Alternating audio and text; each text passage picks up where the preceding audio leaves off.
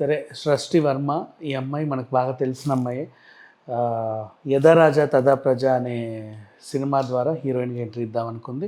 అంతకుముందు కూడా అందరు హీరోలతో ఫోటోలు దిగి తను ఇన్స్టాలో పెట్టుకుంది. అంటే ఎలా అయితే జానీ చాలా పెద్ద పెద్ద స్టార్లతో పనిచేశాడో అక్కడికి వెళ్ళిన ప్రతి చోట ఈవిడ కూడా వాళ్ళందరి చేత కొంచెం సన్నిహితంగా ఉన్న ఫోటోలన్నీ ఉన్నాయి. పాప ఈమె 14 ఇయర్స్ అప్పుడే అనుకుంటా, 14 ఆ టైంలోనే నృత్య యువమణి అనే టైటిల్ గెలుచుకుంది. కథక్ క్లాసికల్ డ్యాన్సర్లో మంచి క్లాసికల్ డ్యాన్సర్. కథక్లో అసలు ఆరితేరిన ఇదని చెప్పుకోవచ్చు. అండ్ బోల్డ్ అనే రివార్డులు కూడా ఉన్నాయి. పరిచయమైన కొత్తలో ఈయన ఏం చేశాడు, పాప అప్పుడు 14 ఇయర్సే అమ్మాయి. అప్పటి నుంచి ఈయన మనకు తెలిసిన వ్యవహారమే. ఎప్పుడైతే పెట్టుకున్నాడో కన్నేసాడు, లైంగికంగా చాలాసార్లు వేధించేవాడు. ఈమెకి నో అన్న ప్రతిసారి కొట్టేవాడు, అటు ఇటు బాధేవాడు. భరించింది. ఒకనొక టైంలో తన ఎక్స్పీరియన్స్ సరిపోయింది. ఇంకా ఒక కొరియోగ్రాఫర్ కింద అసిస్టెంట్గా కొన్నాళ్ళు బాగానే పనిచేసింది. ఆ ఎక్స్పీరియన్స్ సరిపోయింది. ఇప్పుడు కార్డు తీసుకొని తను కొరియోగ్రఫీ అవ్వాలనుకుంది. ఎందుకంటే తనకు ఆల్రెడీ సినిమాలు కూడా ఒప్పుకుంటుంది. తను నమ్మి సినిమాలు ఇస్తున్నారు, సినిమాలు ఒప్పుకుంటుంది. కానీ ఆమెకి కార్డు ఉండాలి. 6.5 లక్షలు పెట్టి కార్డు కొనాలి అంటే కార్డు ఎందుకు ఇవ్వట్లేదు చూసింది, తెలుసు. తర్వాత ఏంటి, పోనీ ఏదైనా సినిమా ఒప్పుకుంది వేరే వాళ్ళ కార్డు పైన. ఇప్పుడు ఇలా కూడా చేసుకో, నీ కార్డు మీద నేను పనిచేసి పేరు తెచ్చుకోవచ్చు. కొంతమంది ఇట్లుంటుంది. ఇప్పుడు వేరే ప్రొడక్షన్ బ్యానర్ మీద వేరే వాళ్ళు కూడా సినిమా చేసుకోవచ్చు. నీ కార్డు పైన నేను కూడా మేకప్ మెన్ లాగా వెళ్ళి మేకప్ వేసి, అఫ్కోర్స్ పేమెంట్ నీకే వస్తుంది, నాకు ఇవ్వాల్సినంత నాకు ఇచ్చి నీ కొంత ఇచ్చి పట్టుకోవచ్చు. ఇలాంటి ఒక సౌలభ్యం ఉంది. సో అలా వేరే కార్డుల మీద ఈ అమ్మాయి పనిచేసిన డ్యాన్సర్లను ఇచ్చేవాళ్ళు కదా ఈ ముందు అనగానే. కొరియోగ్రాఫర్ ఎవరు అంటే పలానా ఏబిసిడి సార్, కానీ ఏబిసిడి సారే చేస్తున్నారు. లేదు, ఆయన కార్డు పైన ఈ అమ్మాయి వెళ్తుంది. ఒక్క డాన్సర్ కూడా వెళ్ళొద్దు, ఆమెకు డాన్సర్స్ కావాలి. అలా అని చెప్పి ఆమె బయట వాళ్ళని తెచ్చి పెడితేనేమో సినిమా చెల్లదు, యూనియన్లో ఉన్న వాళ్ళని యూజ్ చేయాలి. ఇట్లాంటివన్నీ ఉంటే అనుభవించింది, చించింది. అరే ఏంటి గోల, నాకు అవసరమైందా అని ఆల్రెడీ ఆ అసోసియేషన్లో కంప్లైంట్ ఇచ్చింది, నన్ను ఇలా వేధిస్తున్నాడు అని.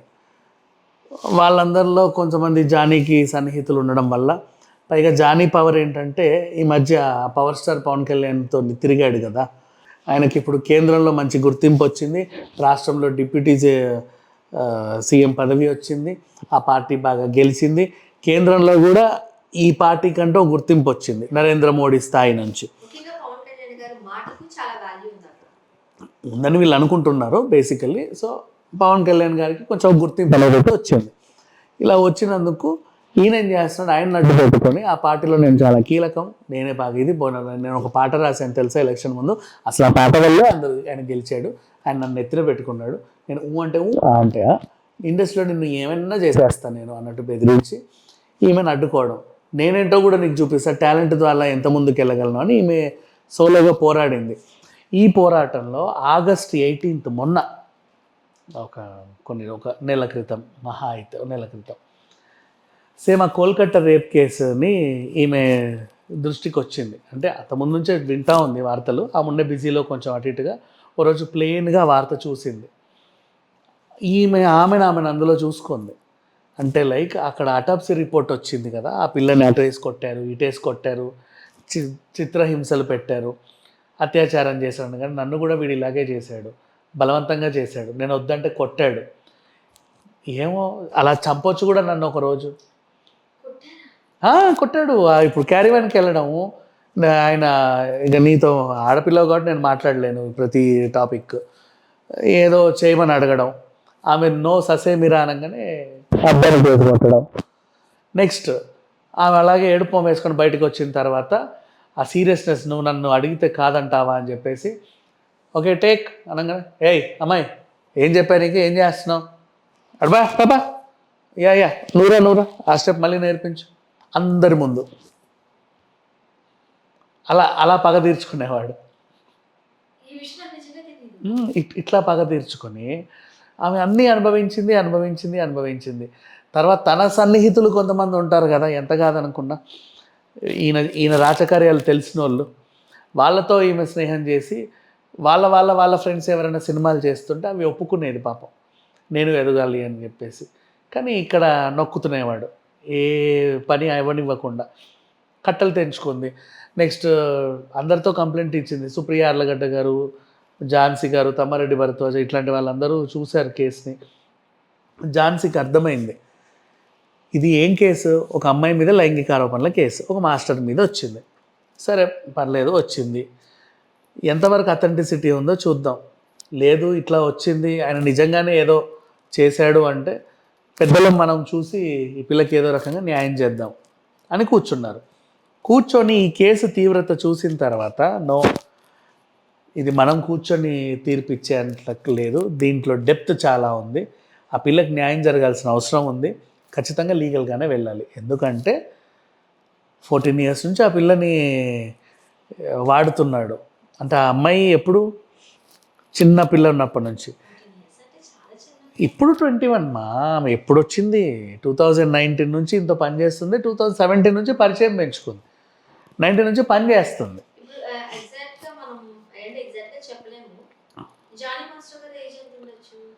ఆయనది 40, కూతురు వయసు కూతురుతో సమానం అని చెప్పుకో. సో ఇట్లాంటి పరిస్థితుల్లో ఆ పిల్లని చాలా హింస పెట్టాడు, తట్టుకోలేకపోయింది, చూసింది అనుభవించింది. ఇంటికి వెళ్ళలేదు, ఇంట్లో చెప్పి ఇంటికి వెళ్ళలేదు, వదిలేసుకోవాలి, కొరియోగ్రాఫర్లు అవ్వాలన్న ఆశ, పైగా హీరోయిన్ అవకాశాలు కూడా వస్తున్నాయి. ఓ సాయి పల్లవిలా అవ్వాలనుకుంది ఆమె కూడా ఇండస్ట్రీలో, తెలుగు ఇండస్ట్రీలో ఒక డాన్సర్ లాగా, మంచి డ్యాన్స్ కమ్ హీరోయిన్ లాగా. అవకాశాలు రావట్లా, రానివ్వట్లా, ఎటు చూడు మోకాలడ్డు. భరించింది, ఒక్కసారి కట్టలు తెంచుకుంది. ఎప్పుడు కోల్కతా గ్యాంగ్ రేప్ కేసు చూసిన తర్వాత తాను అందులో ఊహించుకొని జస్టిస్ ఫర్ ఆ పిల్ల అని చెప్పేసి మమతా బెనర్జీ ఫోటోతో సహా ఈమె తన ఇన్స్టాలో August 18th పోస్ట్ చేసింది. చూసింది ఓకే డన్, ఇలా ఇంకెవరికి అవ్వకూడదు, నాకు జరిగింది, నేను కూడా ఇట్లాంటి బాధితురాలనే, ఇంకెవ్వరికి అవ్వకూడదు. ఇట్లాంటి వాళ్ళు ఉంటానే ఉంటారు, బెదిరిస్తూనే ఉంటారు. కేసులు ఓకే బయటికి రావు, ఏ నిజాలు బయటికి రావు, కానీ స్టాండ్ తీసుకుంటే గట్టిగా ఒక్కసారి బయటికి వస్తే ఏమవుతారో చూద్దాం అని చెప్పేసి పిల్ల బయటకు వచ్చేసి, ఇది ఓవరాల్ జరిగింది. ఈమెలాగా అందరూ బయటికి వస్తే కదా బాగుండేది. అందరూ సపోర్ట్, ఇప్పుడు మొత్తం ఇండస్ట్రీ అంతా పిల్లకి సపోర్ట్గా ఉంది, అవసరం కూడా లేదు, గట్టిగా నిలబడింది. ఇక్కడ నుంచి అవకాశాలు వస్తాయి, చక్కగా అవకాశాలు వస్తాయి, తను ప్రూవ్ చేసుకుంటుంది, నీట్గా ఉంటుంది. నన్ను అడిగితే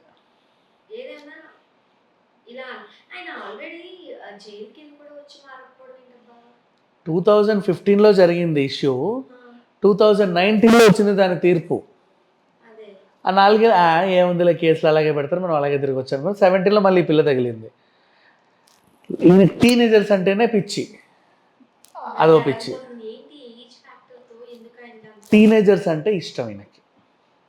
అలా ఏ టీనేజర్ దొరికినా వదిలేవాడు కాదు. నో వాళ్ళే కావాలి, ఇంకా దేవుడి దయ వల్ల ఈయన కూతురు పుట్టలేదేమో, సంతోషం. నాకు తెలియదు ఉందో లేదో కూడా, ఉండకూడదని కోరుకుంటున్నా. మతం మార్చుకుంటే పెళ్లి చేసుకుంటా కాదు, నువ్వు మతం మార్చుకొని నన్ను పెళ్లి చేసుకో,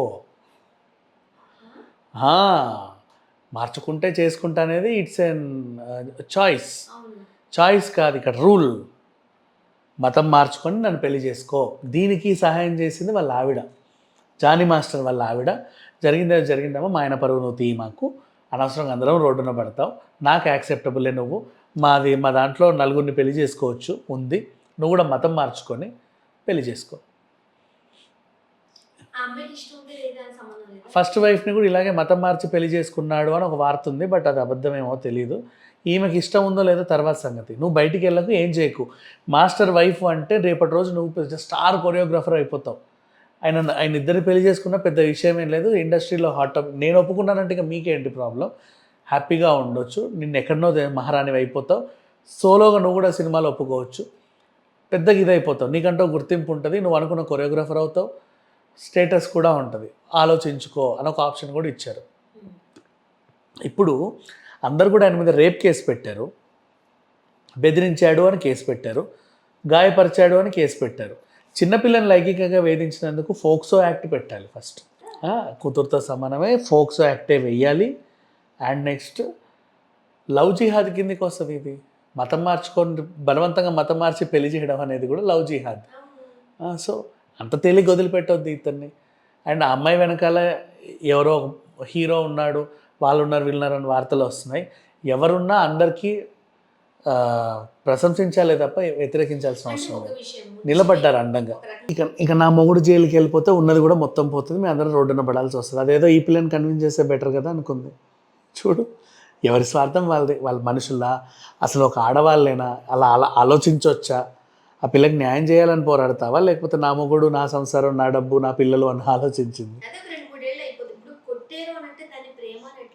అస్సలు కాదు.